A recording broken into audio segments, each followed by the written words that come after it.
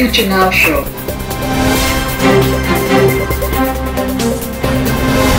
Brought to you by the Club of Amsterdam. Welcome at the Future Now Show. We have with us Madanmohan, who is based in India, and we have Simon Jones, who is the Chief Academic Officer of the Nazarbayev University in Kazakhstan. My name is Annegien Blokpoel. I'm the moderator of today. Simon, you have worked before at the University of Abu Dhabi in Amsterdam, and you are setting up new universities. You are currently based in Kazakhstan. And can you tell us about innovation in emerging markets, economies such as Kazakhstan? Yes, of course. It's a pleasure to be here today. Well, Kazakhstan is a rapidly developing economy. But it's perhaps not an economy that many people are familiar with. It doesn't have the size of India. It certainly doesn't have the growth rates of China or other parts of the world. It's an economy based on mineral production and extraction and agriculture. And in these economies, a huge pressure is to increase the efficiency of production. Produce more wheat, more milk from your cows, if you like, get that oil out of the ground to a higher percentage and cleaner oil, and deal not just with extracting minerals from the earth, but processing them and adding value that way. And one of the challenges of innovating in those systems is that it's not simply just about having the right idea and having the finance. Very often, all the infrastructure that you take for granted in a Western country doesn't exist, from transportation through to intellectual property rights, through to prototyping facilities, through to sales, marketing, and distribution channels. And in many ways, the challenge of innovating in economies like this is not just dealing with your innovation, but being able to innovate, or sometimes it's true to say, improvise in the mechanisms of getting your idea to the market. So that sounds like a big challenge. So how are you doing that in Kazakhstan in practice? Okay, it's through a mixture of techniques. No, there's not one single solution to a complex problem. I think we all know that. You need educated people. So we're building new universities. We're sending the brightest of Kazakhstan's young people abroad to get Western education in unparalleled numbers. We're reforming the legal systems to make it easier to protect intellectual property for foreign ownership and investment. We're creating business parks and innovation campuses and the transport infrastructure such as rail, road and air to help us connect ourselves. You know, Kazakhstan, for example, is on the Silk Route from China through to Europe, putting in a high-speed rail link from across Kazakhstan. And let's remember, Kazakhstan is the 7th biggest country in the world, okay? Accelerates the rate at which you can transfer Chinese products through to Europe and the other way. And so lots of things are being done at the same time, but they're concentrating on the key competitive advantages of Kazakhstan: minerals, agriculture, and oil, and it's those sectors that we're seeking to innovate the most. And Madan, if you listen to this, it seems that India started this road to development a couple of years before. Where would you think, if you listen to this, where do you think, well, compared to India, Kazakhstan is, or what are some of the lessons that you think, well, maybe if they skip certain things, they can go faster? Yeah, there's been a lot of talk about leapfrogging and all that stuff, and that might make sense within the telecom world. For example, you can jump from nothing straight into mobile without having to dig mountains and deserts and put cables. But at the same time, you can't skip certain kinds of infrastructure like storage, electricity, and so on. And there, I think you can see a big problem. In India, we have a lot of crops which are being wasted because of lack of electricity or lack of silos, lack of refrigeration.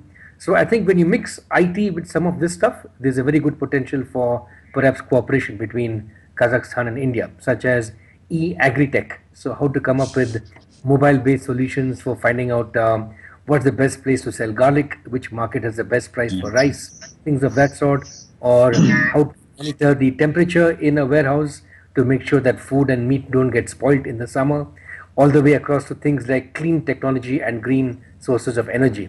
India has a huge energy problem, and it's ironic that we have so much sunshine during the year, but solar energy is not used that much at all.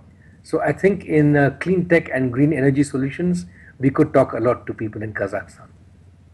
So Simon, what do you think?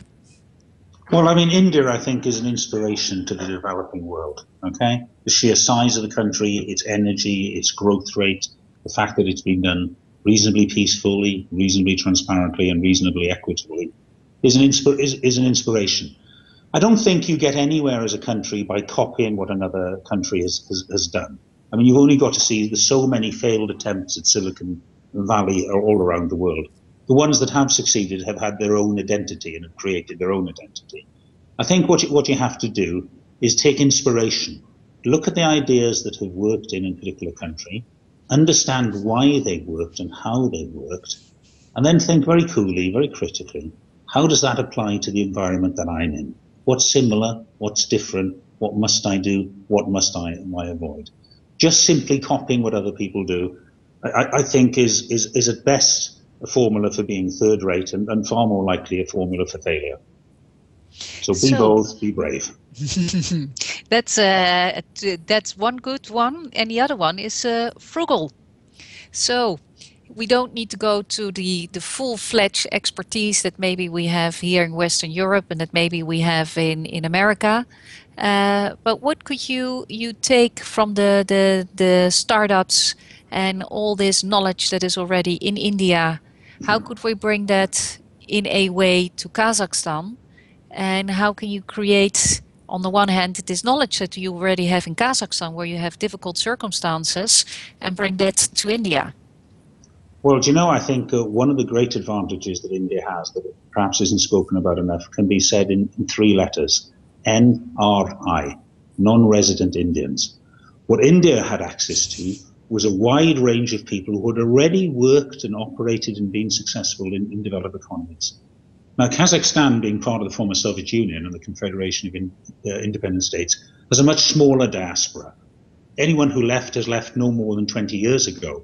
So there aren't second or third generation Kazakhs living in different parts of the world, setting up their own companies and taking inspiration. And that's one of the things we struggle with. And I think you clearly can't wait another 20 years for that to happen. Time moves so fast. So Kazakhstan has to look at how we can use the expertise and insights of people from other nations who have developed and been succeeded in areas like Western Europe and America, and how to attract them to the country and help them to invest and grow. It's a different challenge to India, or for example, Korea or Singapore, all of which have large diaspora that they can call on. Kazakhstan doesn't, but it needs to find some sort of alternative to that, I think, if it's to proceed past. Because Madan, how many people in India were sent abroad studying and then returned back to India over the last 5 years? Simon has hit on a very good point, which is the role of the diaspora, the people from a country who live abroad and work abroad and invest abroad. So in the case of India, we have about maybe 20 million people of Indian origin who live outside India. In the case of China, it's maybe 40 to 45 million people of China who live outside of China. In the case of Korea, I think it's 1 to 2 million people of Korean origin living in places like the US. And what they've done, all these diaspora communities, is they've let ideas flow back and forth. They've set up companies with one office, say in India, and one office in Silicon Valley, for example.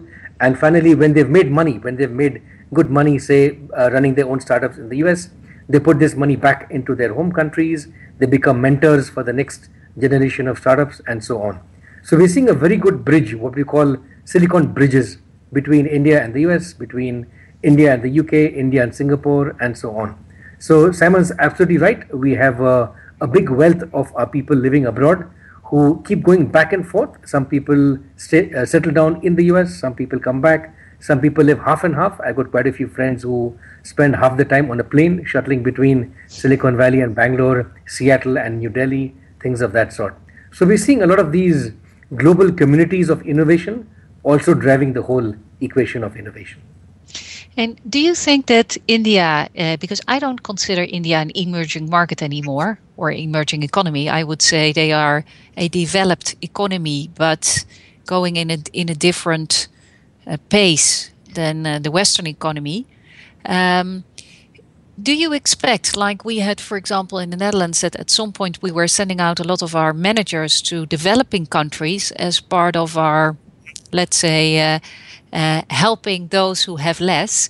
Is India already in the phase that there are sufficient people that have money and a good income that you can also start sending out your people not only from India to Silicon Valley, but send them out to countries that are less developed and can use some help?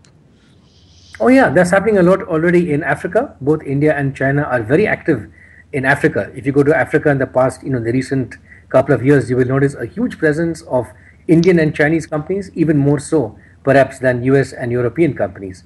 So Chinese companies are building the infrastructure for 3G networks. Indian operators like Airtel are very active in Africa. So you're already seeing a lot of the transfer of knowledge and skills from India into other parts of the world like Southeast Asia, Africa, and so on. But having said that, it's also a question of learning the reality in different countries. And once you've cut your teeth in a very tough emerging economy like India, you can very easily apply that in other parts of the world and learn from their conditions. So they're not all the same, but you get a certain skill set, this sort of a design thinking mindset, a frugal mindset to pick up on the ground and build things bottom up. So Simon, Simon, how would you like to get this frugal mindset from India into Kazakhstan University? Yes, indeed. It certainly sounds very inspiring, doesn't it? I mean, there's a whole series of articles and discussions about innovation from the bottom up, if you like, which looks at how in developing economies, how they themselves are able to innovate and create devices and solutions appropriate to their needs, rather than the more traditional, dare you call it patriarchal view of ideas come from corporate think labs or startups in Western countries and then permeate around the world. GE, for example, is a company which is increasingly relying on innovation in its branches and offices and factories in the developing world as being the route to new products and new profitability. And that's an important theme. There was a recent conference at the Harvard Business School on this, about the use of innovation from the bottom up. And I think that's something we should pay attention to in future years. And I think it links in very well with this notion of frugality. Because if you are in a developing economy, by definition, you don't have many resources.